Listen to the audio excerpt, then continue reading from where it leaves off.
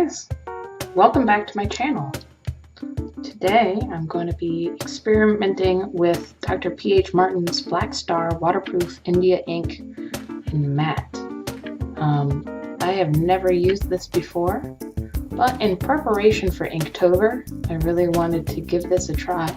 I've also purchased Dr. P.H. Martin's Bleed Proof White, which actually, this was less a purchase for Inktober and more for myself and my watercolors. I don't really like gel pens. Everybody seems to like the white gel pens with regards to adding lighter tones to their pictures, but that's not really my jam in so much. It doesn't seem to work for me very well. So I'm going to very deliberately test this, just so I have a sense of the variation in tone I can get using this ink. I'm back into this notebook I use just for experimenting with color. It is I believe this is a Canson XL watercolor notebook. Let me just double check. It is. Watercolor aquarelle notebook, cold press. I don't know what that is. Dude, that's just a piece of junk. This is what happens when you have a 3-year-old, by the way. These little pieces of junk get everywhere. But I have actually measured out, using a spoon, some water in each of these 4 little dishes. So I'm going to put just 1 drop of ink in this top dish. Wow, look at that. 2 in this dish. 2, 3 in this dish.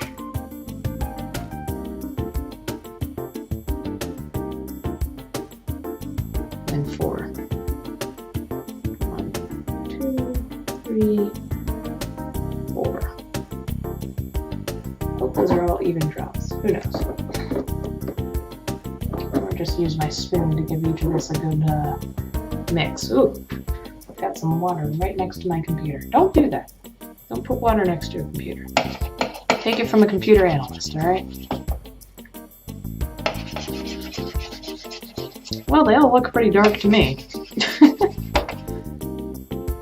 Now, I know that this is permanent ink. I'm actually kind of excited about that component of it, that quality of permanence. It's just going to be a little bit different than dealing with watercolor in that it won't scrub up. You know, you can't get rid of it once it's down, and that's kind of exciting to me. I do want to try a couple different things. I want to try, wet on dry, that is to say, wet onto the dry paper. All these colors, and then I also want to do wet on wet. Okay, so that's a very light tone. It moves just like watercolor, in that it comes down the page in the same way. Although, see, it doesn't move across the page very well. It does come down, though.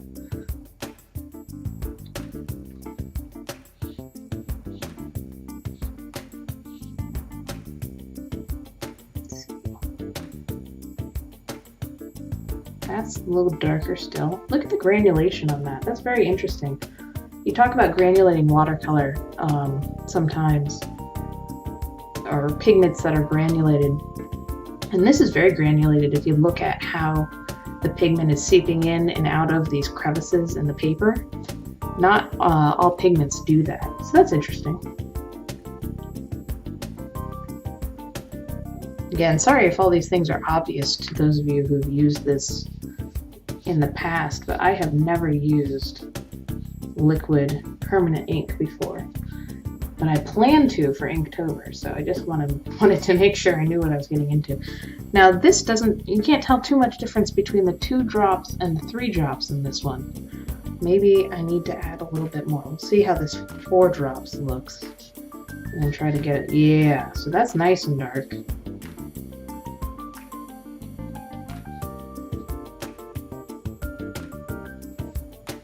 Wow, that's pretty. Just going to go ahead and label these for later reference. I know this seems a little bit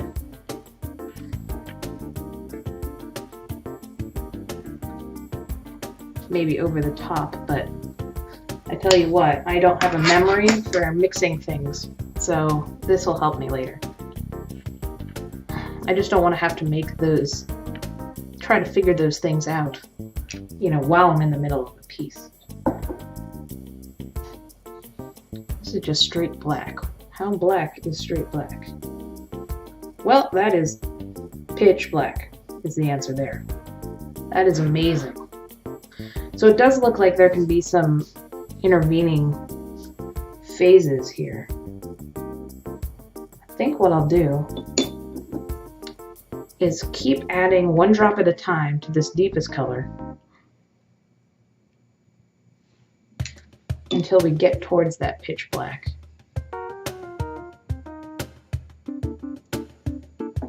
I wonder if this is going to stain my brushes. Probably. It's okay though. I don't really buy expensive brushes. I've got one that was like $10 for the brush, but that's that big mop brush, so you can't really buy cheap big brushes. Have you noticed that? Not that you'd really want big brushes that hair comes out of, but you know.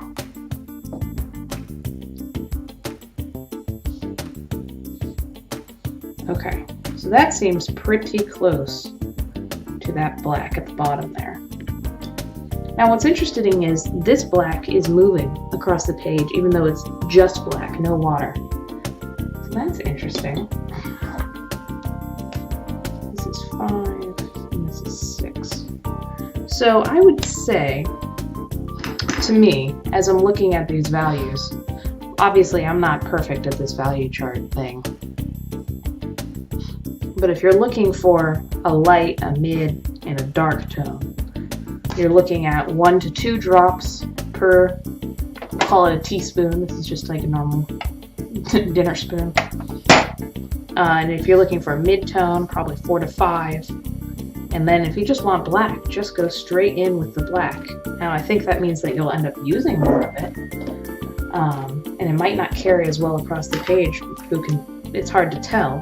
But yeah, look how deep that black is. So this is just ink. All right.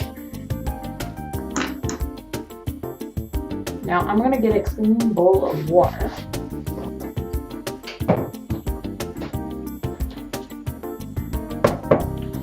There's our clean water. So for the first prompt for Inktober this year, Inktober is coming, it's in October. I'm sure if you're watching an art channel though, you probably already know that. The first prompt for Inktober this year is poisonous. And that's going to be a cool one. I'm going to do a lionfish, which will probably be the most difficult Inktober painting I'll do, just because it's the first one. I'm really going to try to knock it out. And I'm hoping to utilize kind of a wet on wet effect in the color patterning in the lionfish itself.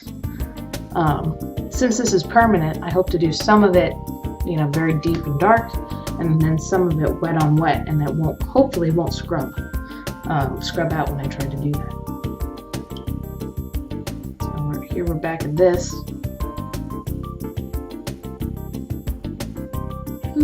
Ooh, that bloomed quite prettily.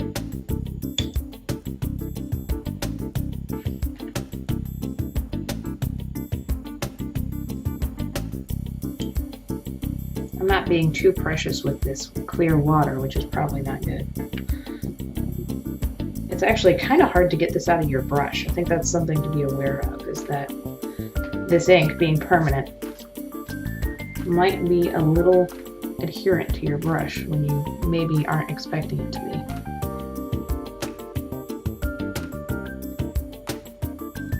Boy, did I darken that one up. Look how pretty that is. It really just comes across in a beautiful way.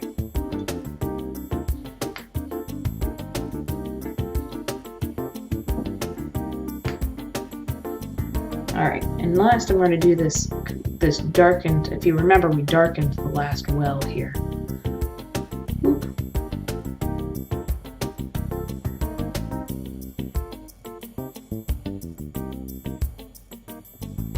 Well, it's pretty and dark, but it doesn't travel as much as those other ones that are mixed in water. Not that I'm too surprised by that.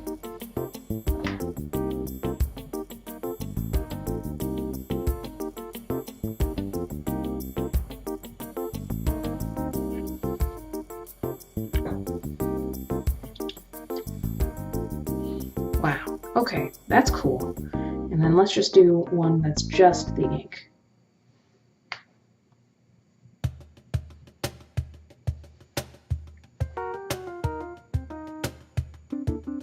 Whoa.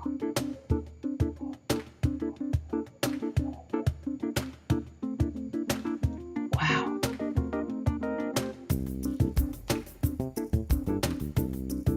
Let me just... So where I'm particularly looking at using this in this lionfish is in the spines. Because the spines kind of have this shape where they go out like this. And then they kind of like that. They have this shape, but they of course have the subtle patterns that a lionfish has. So maybe I can dab in some of this color like this.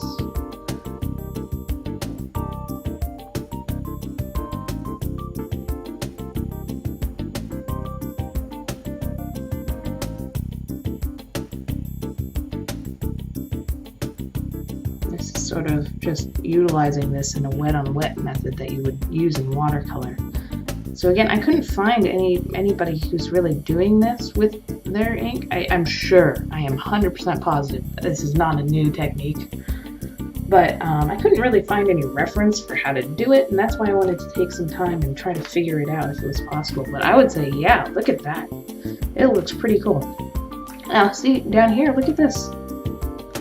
Look how much this just water on ink traveled across the page, but also look how it's leaving this white patterning.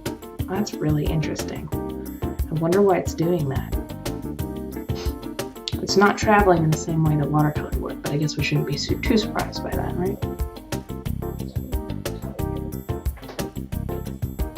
Okay.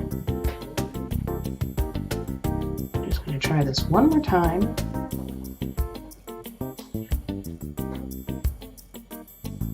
Try it with a lighter color here. Oh, that was supposed to be lighter. I don't think it was.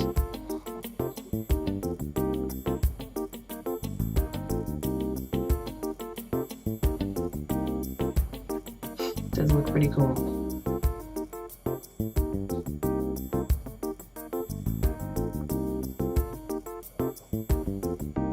Well, I think that will work quite well if I can learn to control it. The last thing I want to test is painting over dry. Now I know this is permanent, so once it's dry, it should be dry. So I'm interested in glazing just like you would in watercolor and seeing how that works.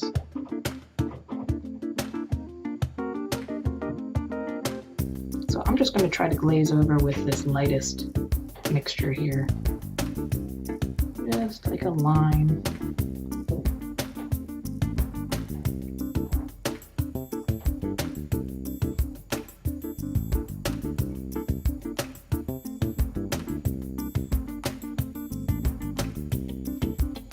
Seems to work. It doesn't seem to be moving the existing ink at all, which is great. Well, I mean, it's cool. It's different for sure than watercolor. If you do that on watercolor, it depends on the type of watercolor it is. There are more staining watercolors that won't lift up the paint. There's also some that don't glaze well, meaning they kind of lift up when you do paint over.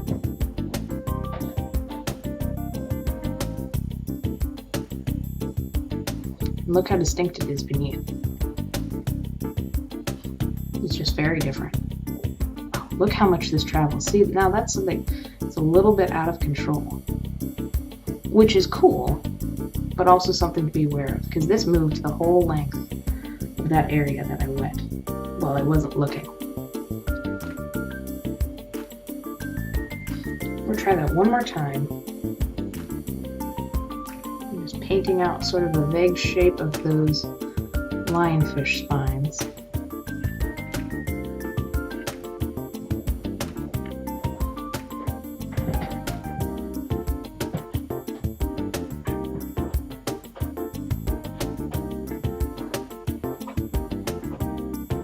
And then just putting barely any ink on.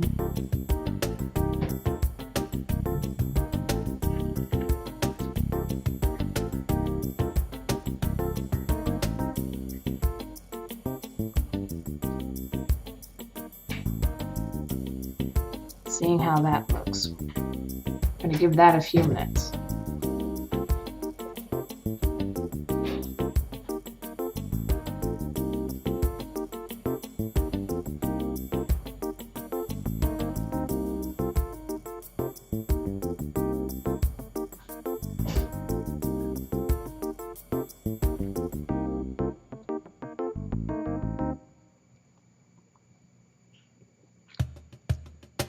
Boy, does this stuff move. Look at that.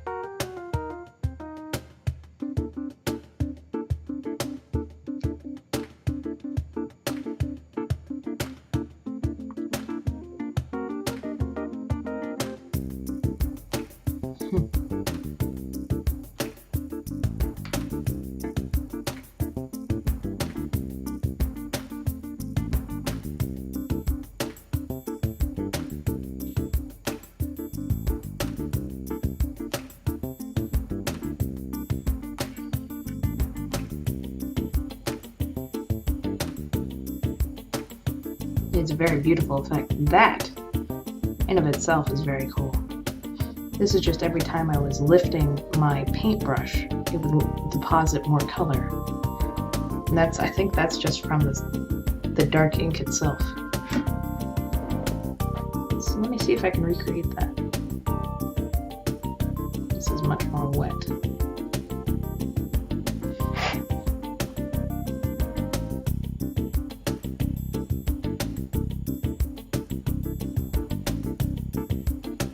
It's sometimes hard to recreate happy accidents. That looks pretty cool. I'm actually really excited to work with this stuff.